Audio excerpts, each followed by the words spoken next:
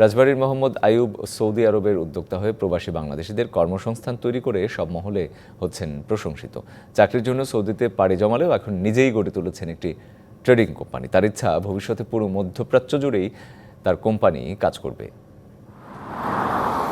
ভাগ্য পরিবর্তনের জন্য ২০০৭ সালে সৌদি আরবে পাড়ি জমান আইয়ুব। দেশটির দাম্মাম শহরে একটি শোরুমে প্রথমে চাকরি নেন। পরবর্তীতে ২০২২ সালে সৌদি সরকারের নিয়ম নীতি মেনে নিজেই ওই শোরুম কেনেন।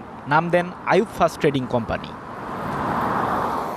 এরপর থেকে রিয়াদ, দাম্মাম, মক্কা সহ দেশটির বিভিন্ন শহরে নিজস্ব গাড়িতে মালামাল ডেলিভারি দিয়ে আসছে তার ট্রেডিং কোম্পানি। এতে কর্মসংস্থান তৈরি হয়েছে অনেকের।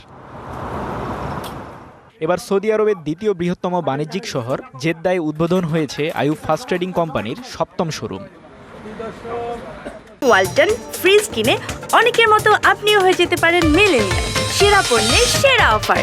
অনুষ্ঠানটি যৌথ পরিচালনা করেন আতাউর রহমান মাসুদ ও হানিস সরকার উজ্জ্বল।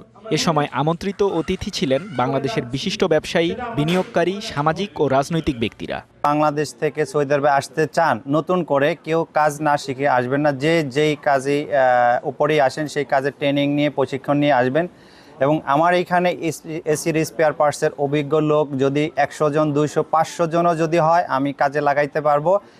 অনুষ্ঠানে অতিথিরা জানান আইয়ুব ফার্স্ট ট্রেডিং কোম্পানি বর্তমানে সৌদি আরবে বৃহৎ স্পেয়ার পার্টস আমদানিকারক কোম্পানিগুলোর মধ্যে একটি।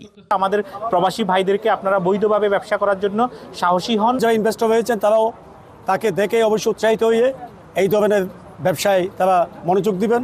যথারীতি সময় স্যালারি দেওয়া হচ্ছে এবং কি আমাদের এখানে অনেক সুযোগ সুবিধা পাচ্ছি আমরা। যুক্তরাষ্ট্র, কোরিয়া, ভিয়েতনাম, চায়না সহ বিশ্বের বিভিন্ন দেশ থেকে স্পেয়ার পার্টসগুলো আমদানি করে আইয়ুব ফার্স্ট ট্রেডিং কোম্পানি।